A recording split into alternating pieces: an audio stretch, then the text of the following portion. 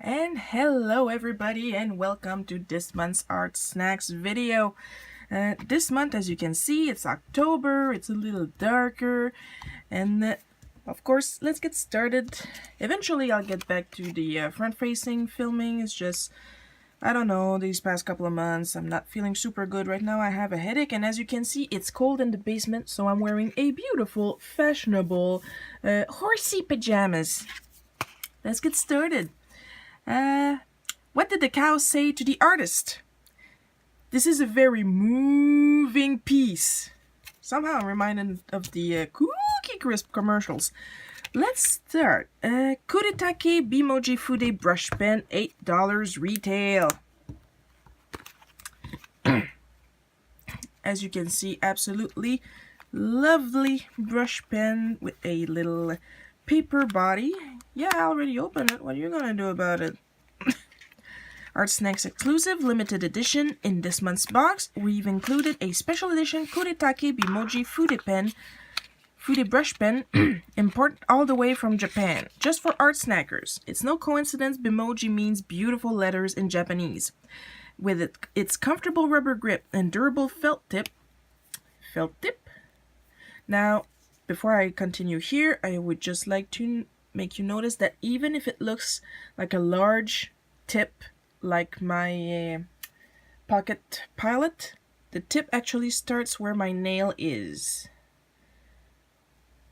Right here. It looks like it's all this, but it's really just this. This brush pen was made for lettering. Oh, joy!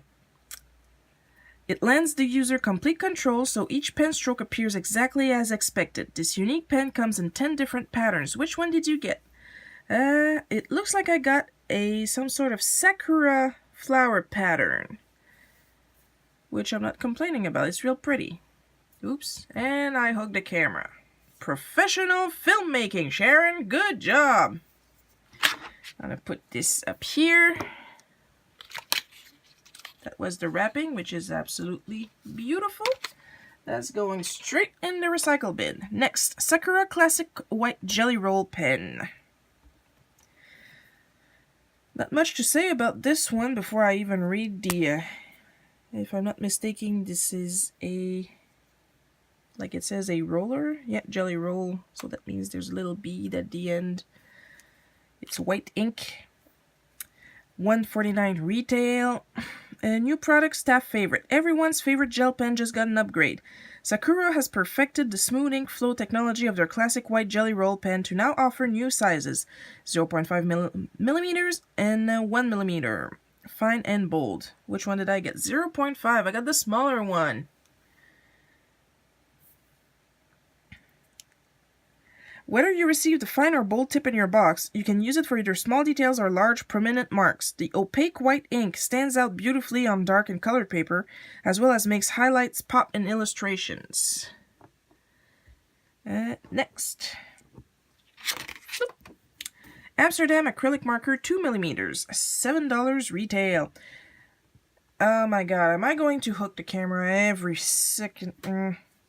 Perfect for mixed media application, the Amsterdam acrylic marker lets you work quickly and directly on a variety of surfaces. It features water-based pigmented ink that's waterproof and permanent when dry. Does it say here semi-opaque? Does it say the exact name of the color? What happened here? Anyway, pigments. Oh, well, of course. Oh, there we go. Azo Yellow Deep. Really? Well, okay. Looks more like an orange to me, but if you say it's a yellow, it's a yellow. The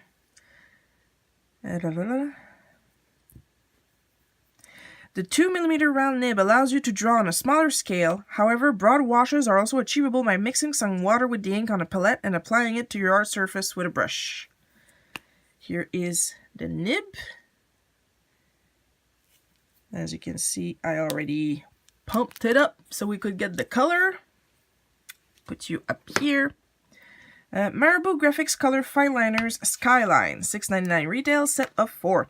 New product. Whether you're jotting down quick sketches on the go or creating outlines for a masterpiece, Marabu Graphics Color Fine Liners will help you get your ideas on the page. This set includes 4 different brilliant colors, which we will see in about 3 seconds. There we go. Ruby Red, Ultramarine Blue, Dark Green, and of course, Black. Each pen features light, fast, water-based pigment ink and a durable metal enclosed 0.5mm plastic nib. So let's look at the red nib so we can give you a better idea. So it's pretty much like a Staedtler fine liner, Tri-Plus fine liner. Put you guys up here. Yoink! So I'm looking forward to see what kind of color we're getting from that. And finally, the candy, which is a Sour Punch red licorice. I'm going to enjoy that, and Mom also wanted to taste it, so I'm going to wait until she gets home, then we'll taste it together. And of course, this month's little sticker, which is of course for Inktober, completely in grayscale, and I find it cute regardless. So that's it for this box. We're going to get to the testing right away, and then I'll give you my impressions when I come back. As usual, you've been here before, you've sang this song, you've played this game. I'll see you in a bit.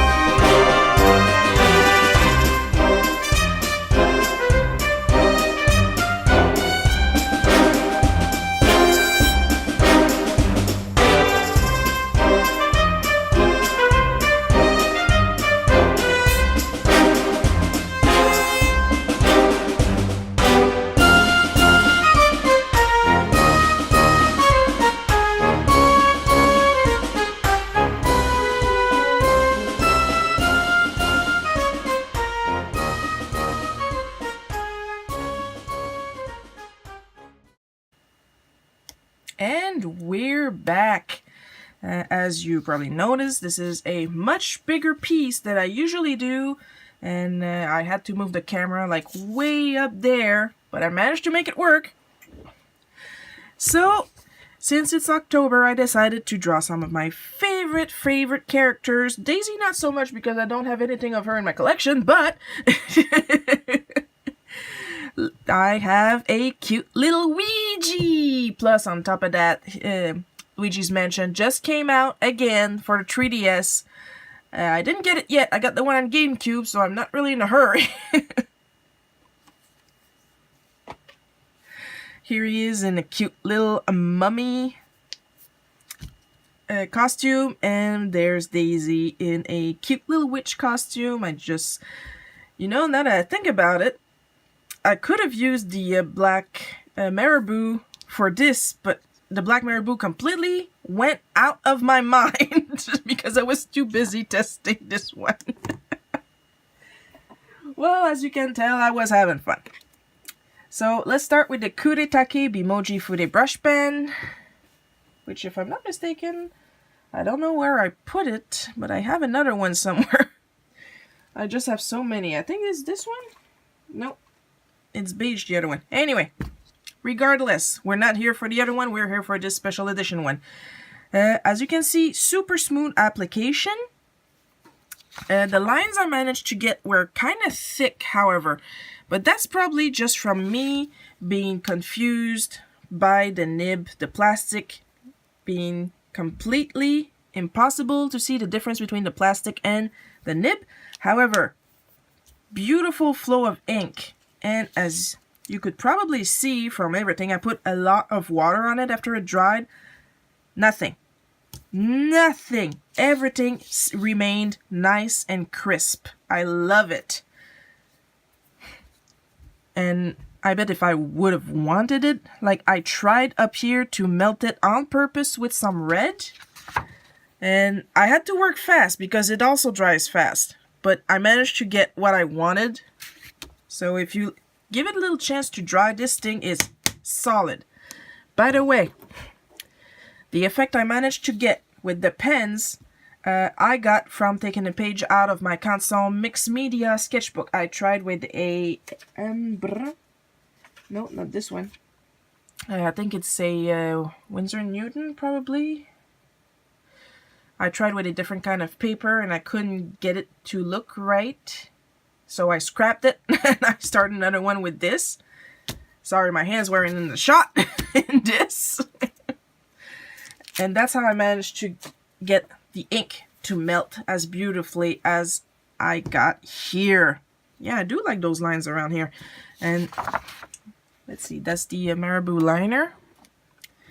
As you can see, the ultramarine blue turned out, when wetted down, to separate into some nice blue around here, sky blue, and mostly violet when it comes to the rest of the coloring. I mean, look in Luigi's eyes, Daisy's eyes, they're more purple, violet, stuff like that. Look how the green did such a beautiful job over here.